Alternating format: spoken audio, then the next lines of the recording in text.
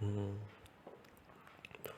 di sini saya akan mencoba untuk menjelaskan apa itu PLSQL. Nah, kita akan mulai dari mengenal dari format PLSQL itu sendiri. Nah, formatnya itu ada declare, begin, end. Nah, kita akan langsung mencobanya dengan kasih komen untuk output. Oke.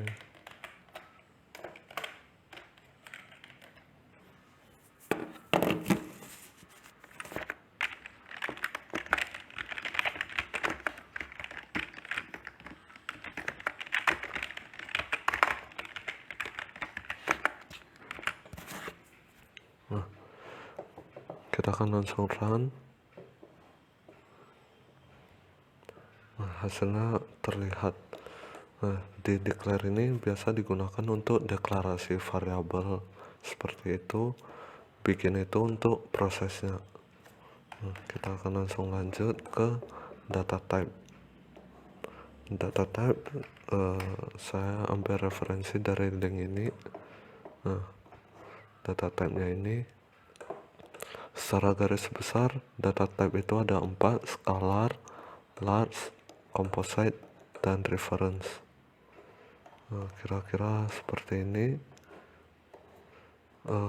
Lalu kita akan lihat lagi ada operator. Nah, operator saya ambil referensi dari tutorial point juga. Nah, operator itu ada arithmetic, relasional, comparison, logical, dan string. Kira-kira seperti itu. Kita lanjut ke variabel. Nah, untuk format pembuatan variabel, terlebih dahulu dibuat variabel, nama variabelnya, lalu yang kurung siku ini, dan ini bersifat bebas, jadi mau dipakai juga bisa, enggak juga enggak apa-apa. Nah, konstan kita lihat dulu ada data type. Nah, data type itu dari yang si ini. Nah, kita akan langsung coba aja. Misalnya kita langsung buat data type. Misal temp, ada data type varchar 2. Kita kasih 15 deh. Kita langsung assign value-nya hello world gitu. Nanti kita akan panggil variabelnya. Oke, kita panggil variabelnya yaitu temp. Nah, dia bakal jalan. Nah, bagaimana dengan yang default dan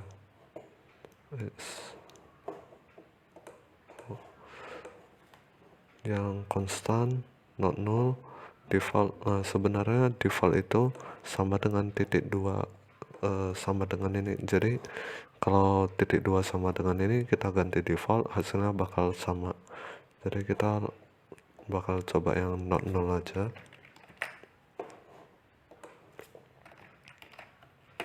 Nah, kalau seperti ini hasilnya bakal tetap sama, namun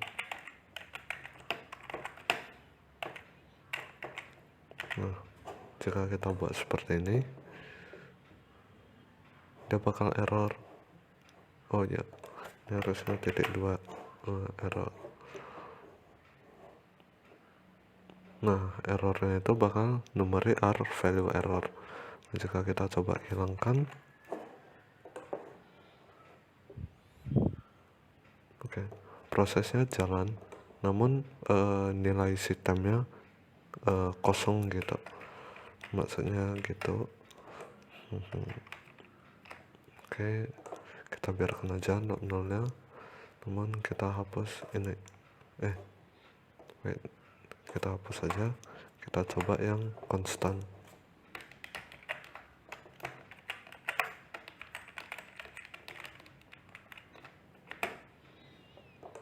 Konstan ini kita komen dulu. Oke, hasilnya tetap sama. Nah, kita coba ganti variabelnya jadi QWERTY. Oke, kita coba run. Nah, dia bakal error. Teman, kita coba hapus konstannya. Nah, dia bakal jalan. Jadi seperti itu untuk variabel. Nah, kita langsung coba ke SQL query pada PLSQL.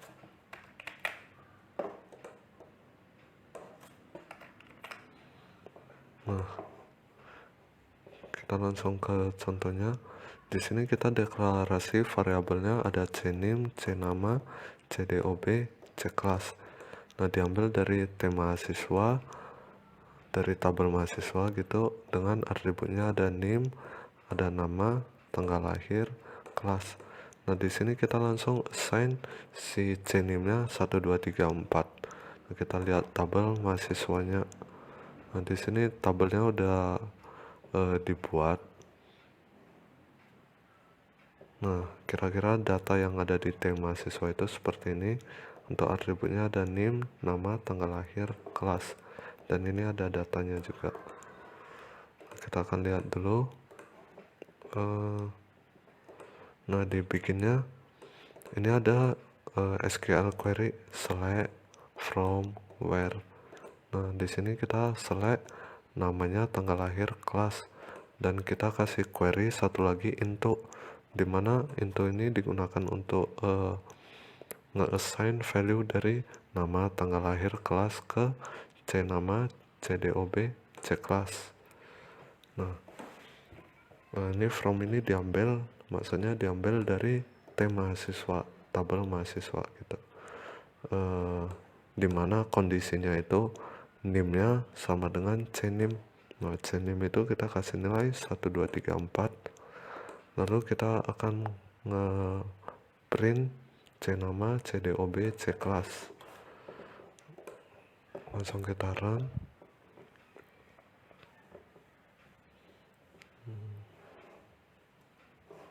Oke. Nah, dia akan keluar Adi Sanjaya, tanggal lahirnya dan kelasnya. Nah, dimana Adi Sanjaya itu name-nya 1 2 3 4. Jadi dia yang terprint. Oke. Untuk SQL query pada PLSQL-nya gitu. Lalu kita lanjut ke condition pada PLSQL. Nah, di sini ada dua, menggunakan if dan menggunakan case. Kita akan bahas yang if dulu. Nah, if ini kira-kira bentuk kompleksnya seperti ini. Ada if, ada and if, terus di sini bisa else juga. Nah, di dalam if bisa dikasih if juga. Kita lihat formatnya if, lalu di sini ada buka kurung, lalu ada kondisi. Nah, kondisi, terus ada then, lalu masuk ke kira-kira bodinya di sini. Nah, kita langsung ke contohnya.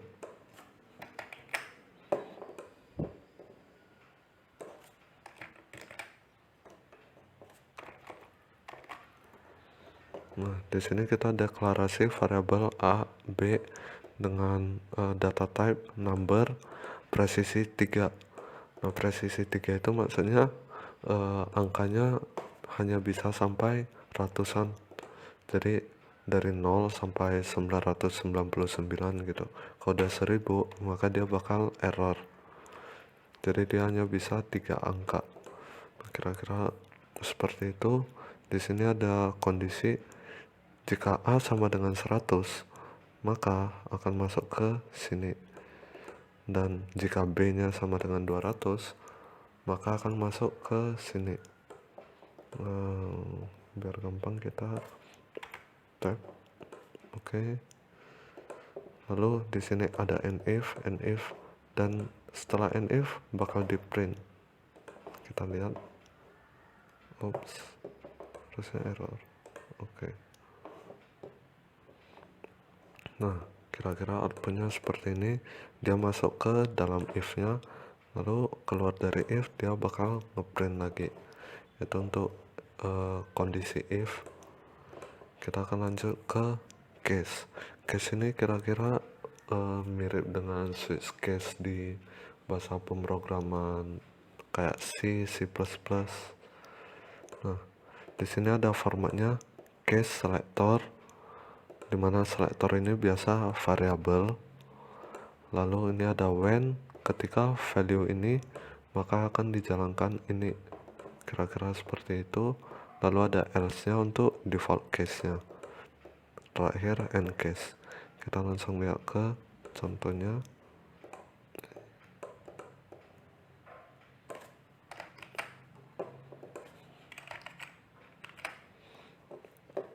Nah, di sini deklarasi grade dengan data type char, presisinya 1, dan di sini case statementnya tadi.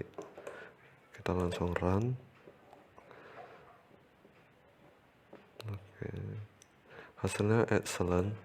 Nah, kita lihat grade-nya itu A. Ketika grade-nya A, maka akan dijalankan ini. Nah, kita akan coba yang default case-nya. Misalnya kita kasih Z. Nah, di sini nggak ada kondisi Z, maka dia bakal masuk ke default-nya. Nah, no such grade. Selain jika kita nggak mau memakai selector, kita bisa langsung hapus saja selektornya, juga bisa. Namun di sini kita harus kasih keterangan bahwa yang dipakai itu secret.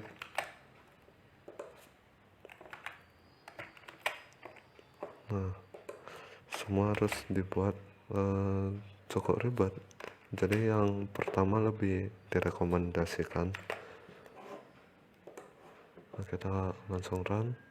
Oops, ini kita belum berubah. Kita coba B aja.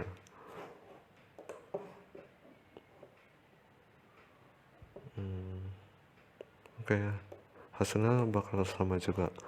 Nah, kira-kira seperti itu. Untuk kondisi hanya 2 itu. Selanjutnya kita masuk ke loop. Nah, di loop itu ada 3, ada basic loop, ada while loop, satu lagi di bawah ada for loop. Kita mulai dari basic loop. Basic loop itu formatnya ini loop sama end loop aja, di dalamnya kondisi. Nah, kita langsung ke contohnya. Nah, loop itu gimana? Nah, kita lihat deklarasi variabel dulu, lalu dibikinnya ada kondisi loop ini, dimana dia ngeprint, lalu nilai yang diprintnya nilai si x itu bakal bertambah 10 terus. Jika x nya lebih dari 50, maka dia bakal exit. Nah, salah satu syarat dalam basic loop ini harus ada exitnya. Kalau nggak ada exit, dia bakal ngelooping terus. Nah, kita langsung run.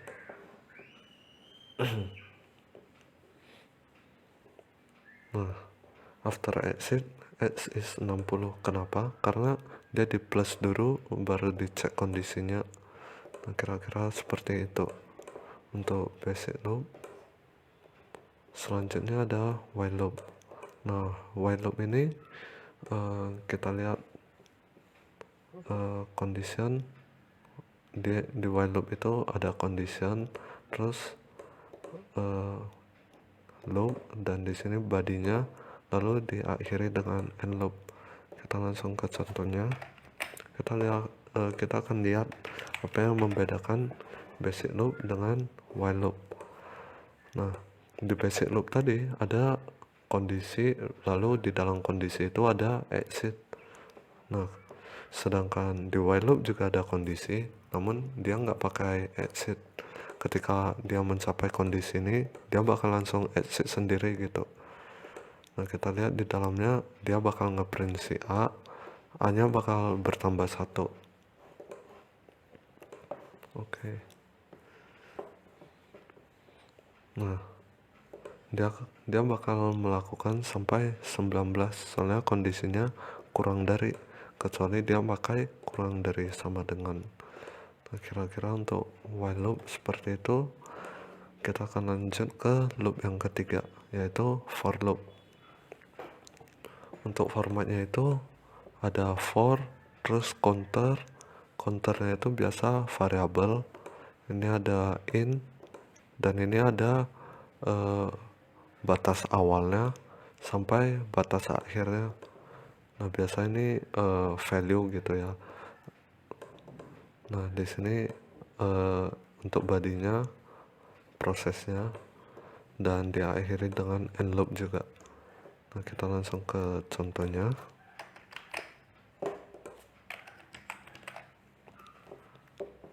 Nah, dia deklarasi dulu, baru di sini ada for loop, dimana counternya tadi merupakan si A, dan ini batas awalnya, ini batas akhirnya.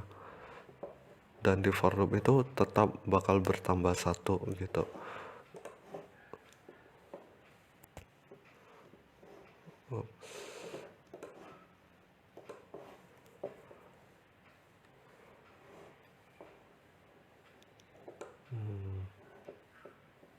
Nah, dia akan melakukan dari 10 sampai dengan 20. Nah, di for loop kita juga bisa menggunakan reverse. Nah, reverse ini untuk apa? Untuk mengubah dari batas akhir ke batas awalnya. Nah, jadi dari 20 ke 10. Nah, untuk for loop kira-kira seperti itu. Oke. Oh ya, untuk basic loop tadi ada tambahan juga. Ini untuk exitnya bisa dilakukan seperti ini.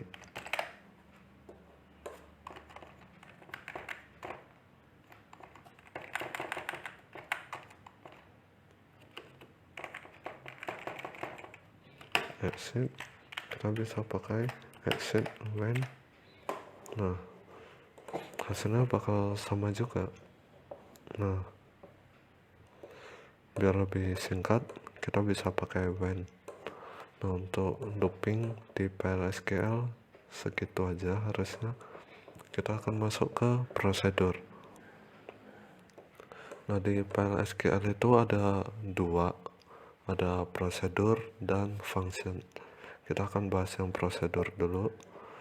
Yang prosedur itu formatnya seperti ini, ada create, baru ini bebas mau pakai replace atau enggak juga. Di sini ada prosedur, dan di sini kita kasih namanya, nama prosedurnya apa gitu. Dan di sini ada parameter bebas, parameternya untuk apa. Dan di sini ada is atau s. Nah, untuk penggunaan is atau s itu kita dapat lihat di website ini. Ada dijelaskan nih, keyword is will be used when the procedure is nested into some other block. Nah, if the procedure is standalone then s will be used. Nah, ketika prosedurnya berdiri sendiri maka akan dipakai s.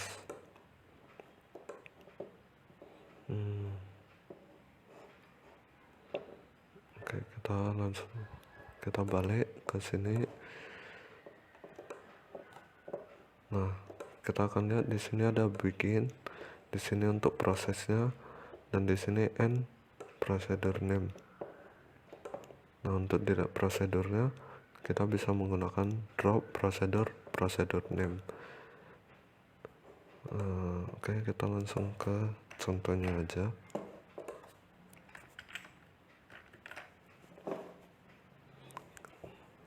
Kita langsung run. Nah, prosedur created. Nah, kita lihat dulu di sini, kita kasih nama untuk prosedurnya itu greetings, dan prosesnya dia bakal ngeprint hello world. Nah, kita bakal coba panggil si greetings ini di PLSQL. Nah, kita hanya pakai bikin, nggak usah deklarasi, langsung greetings. Nah, dia bakal ngeprint hello world. Jadi prosesnya bikin, dia bakal manggil nama prosedurnya ini greetings, lalu si prosedur itu akan menjalankan prosesnya. Dan jika kita mau hapus prosedur, kita bisa langsung seperti ini.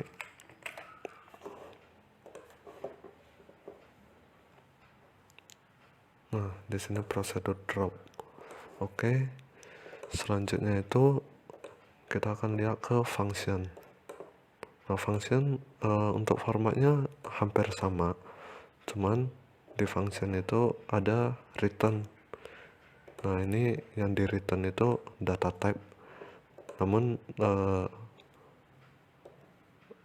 ini maksudnya return ini apa yang mau di return, data type apa yang mau di return, lalu di bagian prosesnya nanti yang di return itu biasa variabel atau langsung value nya. Nah, harusnya seperti itu. Untuk delete fungsinya mirip-mirip juga, hanya beda nama dengan prosedur. Di sini jadi function, ini nama functionnya. Kita langsung coba ke ini.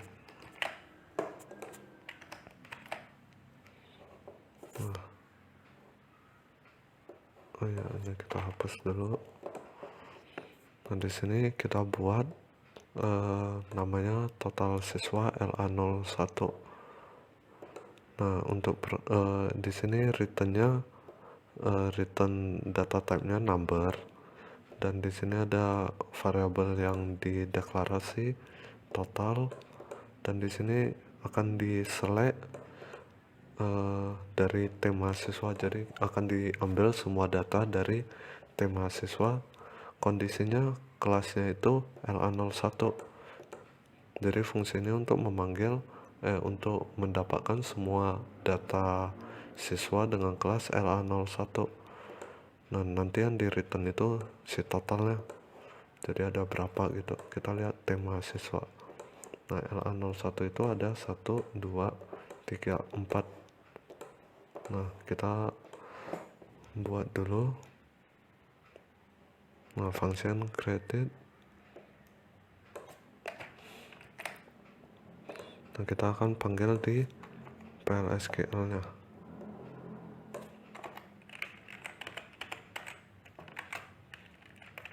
Kita akan ngeprint untuk value nya.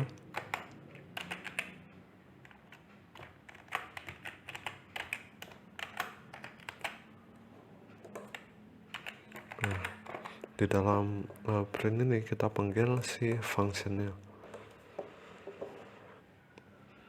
Nah, yang di print itu 4 sesuai dengan si ininya ada 4 data. Nah, gimana kalau kita coba untuk nambahin datanya? Kita buat di bawah aja. Oops, salah tekan. Nah, ini datanya udah ada tadi. Joro. Yes. Kita coba 7189 gitu. Kita coba usop.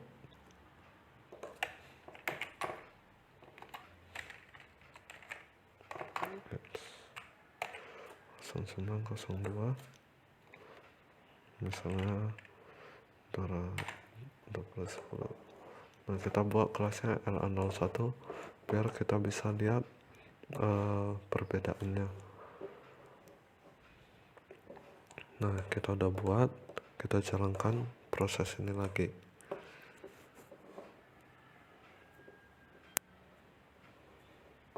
Nah, udah bertambah. Di sini harusnya juga bertambah. Kita refresh dulu.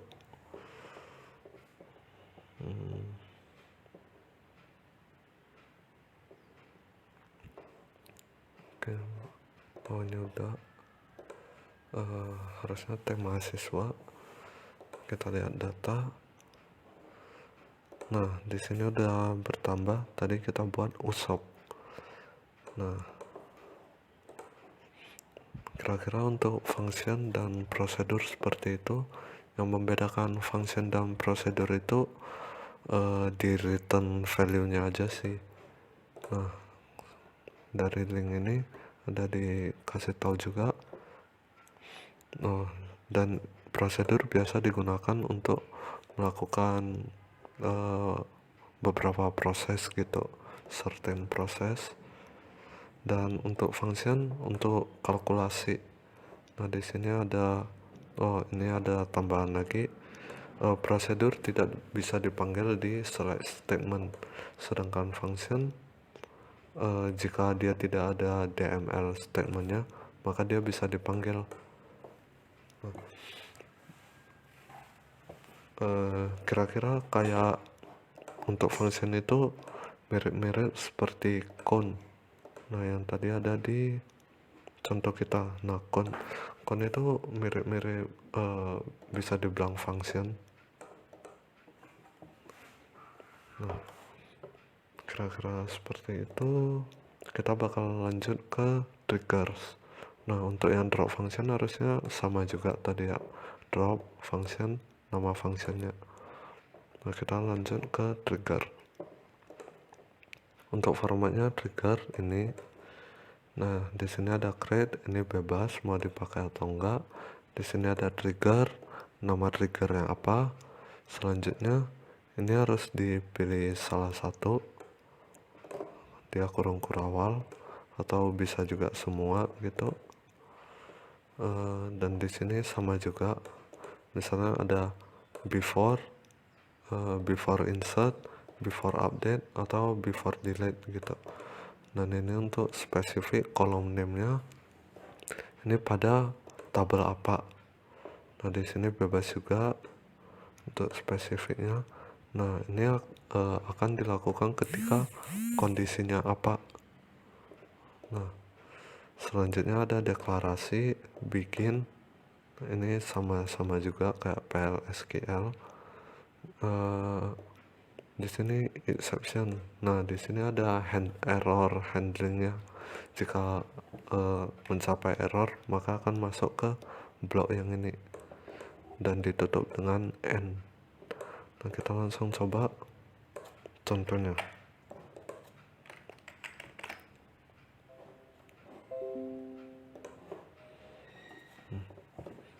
Ini create a replace trigger dimana namanya adalah display capacity changes. Nah, di sini ada before update on the class. Oke, ini untuk setiap row.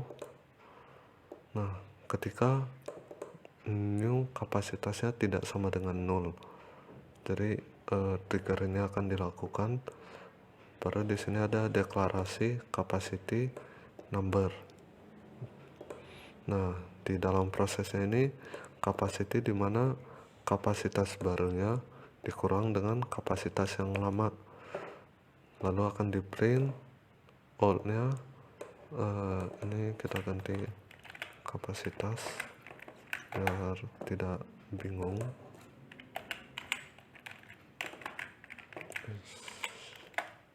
Oke, akan di print old kapasitasnya, new sama perubahan dari kapasitasnya, berapa perubahan dari kapasitasnya gitu.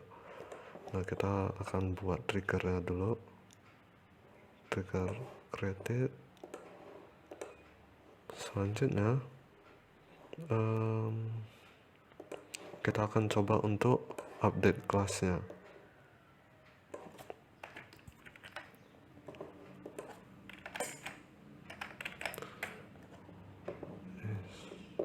Oke, kita akan lihat dulu kelasnya.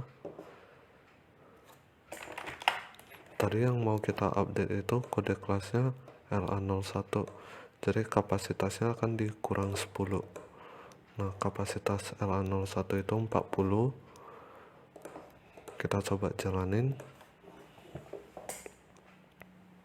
Nah, trigger tadi bakal berjalan gitu, bakal ke-trigger karena kita ada update kelas. Nah, dari old kapasitas yang 40, new kapasitasnya jadi 30 karena kita kurang 10. Jadi perubahannya adalah minus 10. Nah, kira-kira untuk trigger itu seperti itu. Sekian penjelasan saya tentang PLSQL. Terima kasih.